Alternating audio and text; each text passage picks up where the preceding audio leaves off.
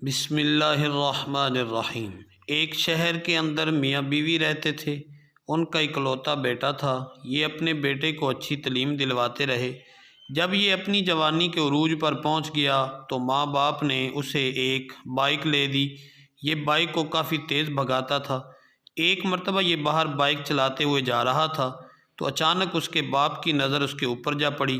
جب یہ گھر آیا تو اس کے باپ نے اس کی کافی کلاس لگائی اور اس سے کہا کہ تم اتنی تیز بائیک چلا رہے تھے، تمہیں دیکھتے ہی میری روح کانپنے لگی۔ اچانک تمہارا ایکسیڈنٹ ہو جاتا تو تم سڑک کے کنارے پر پڑے مدد کے لیے پکار رہے ہوتے۔ بہتر ہے کہ تم آرام سے بائیک چلایا کرو، اتنی تیز بھگانے سے تم کسی سے بھی جا کر ٹکرا سکتے ہو۔ بیٹے نے باپ کی بات ایک کان سے سنی اور دوسرے کان سے انسنی کر دی۔ کچھ دنوں بعد یہ گھر سے بائیک لے کر باہر نکلا اور سڑک کے اوپر بھگاتے ہوئے جا رہا تھا تو اس کا راستے میں ایکسیڈنٹ ہو گیا۔ لوگوں نے آ کر اسے اٹھایا اور ایمبولینس کو کال کی تو اس کو ہسپتال لے جایا گیا۔ کچھ ہی دیر میں اس کے ماں باپ کو بھی اطلاع ملی تو یہ بھی پریشانی کے عالم میں روتے ہوئے ہسپتال کی طرف روانہ ہو پڑے۔ کچھ دیر بعد یہ ہسپتال آ گئے۔ یہاں پر آ کر انہوں نے اپنے بیٹے کو دیکھا تو یہ ہسپتال کے کمرے میں بے ہوش پڑا تھا۔ لڑکا موت اور زندگی کی کشمکش میں تھا۔ یہ اپنی آخری سانسیں لے رہا تھا۔ ہسپتال کے اندر ایمرجنسی طور پر ڈاکٹر موجود نہیں تھا۔ اسے کال لگائی گئی تو ڈاکٹر نے کہا کہ میں کچھ ہی دیر میں آتا ہوں۔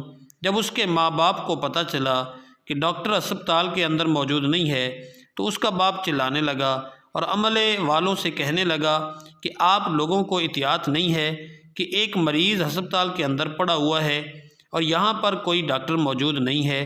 عملے والوں نے کہا کہ ہم نے ڈاکٹر صاحب کو کال کر دی ہے، وہ بس آنے والے ہیں۔ کچھ ہی دیر میں ڈاکٹر صاحب ہسپتال میں داخل ہو گئے۔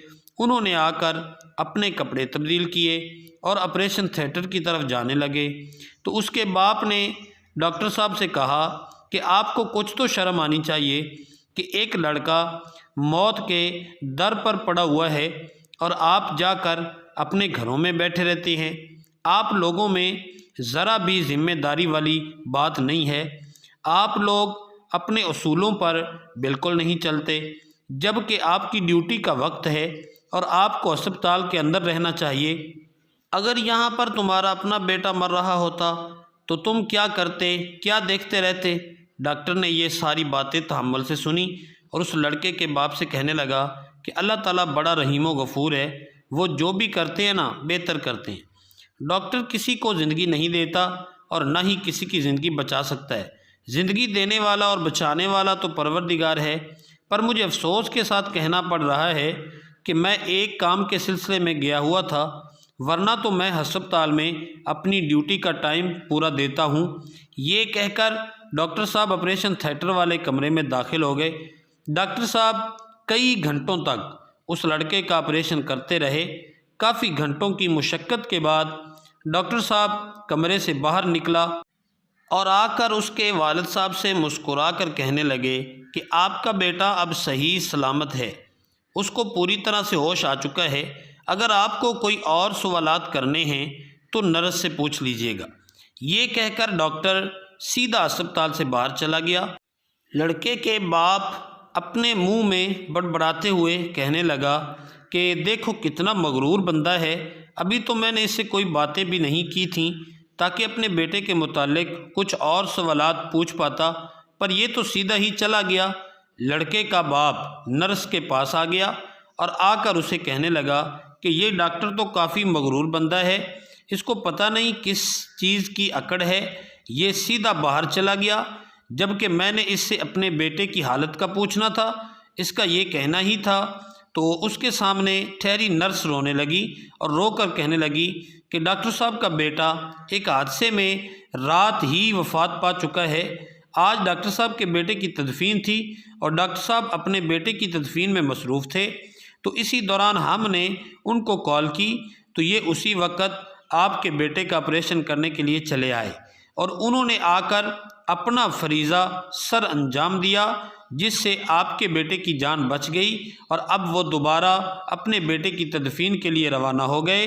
کبھی بھی کسی بھی انسان پر بے جا تنقید نہیں کرنی چاہیے، کیونکہ آپ کو پتہ نہیں ہوتا کہ کوئی بندہ آپ کا ساتھ دے کر وہ خود کتنی مشکلات جھیل رہا ہے۔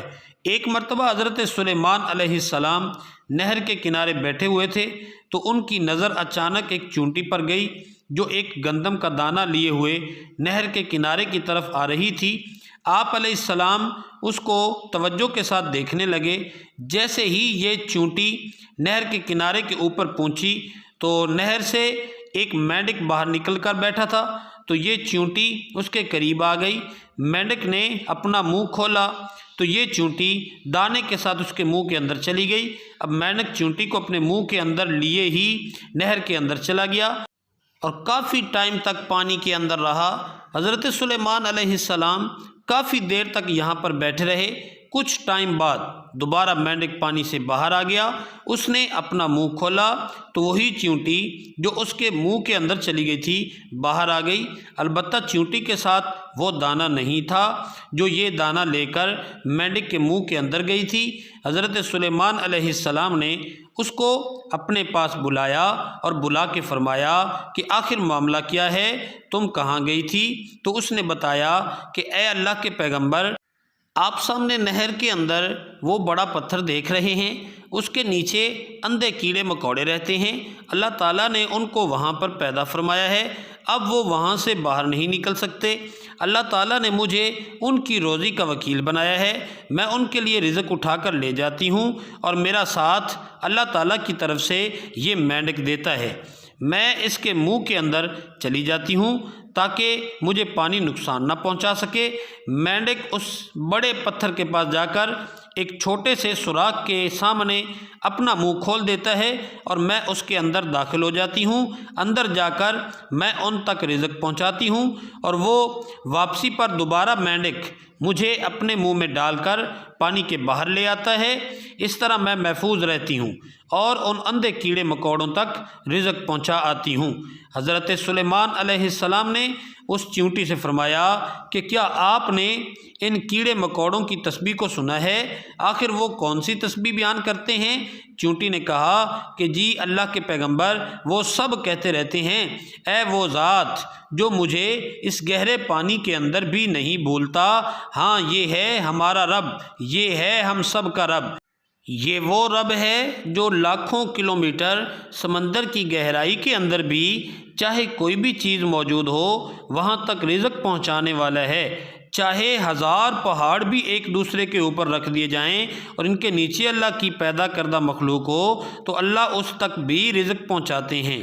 ہاں یہ ہے وہ سچا رب جو اپنی پیدا کردہ مخلوق کی رکھوالی کرتا ہے اور ان پر اپنی نظر رکھے ہوئے ہے۔ پروردگار آپ کو نہیں بھولتے، پر یہ تو انسان ہے کہ وہ اپنے پروردگار کو بھول کر دنیاوی چیزوں میں مشغول ہو جاتا ہے، اللہ تعالیٰ کی نافرمانی کرنے پر تلا ہوا ہے، جبکہ آپ کو چاہیے اللہ تعالیٰ کا شکر ادا کرتے رہیں اور ڈریں اس دن سے جب آپ واپس لوٹائے جائیں گے اور اللہ تعالیٰ کے ہاں پیش ہو کر اپنے برے اعمالوں کے ساتھ کھڑے ہوں گے۔ اس وقت آپ کو شرم کے سوا اور کوئی بھی چیز محسوس نہیں ہو رہی ہوگی۔ اس سے بہتر اس دنیا کے اندر تیاری کریں تاکہ اپنے رب کو راضی کر سکیں، اسی میں ہی آپ کی بہتری ہے اور اسی میں ہی آپ کی فلاح ہے۔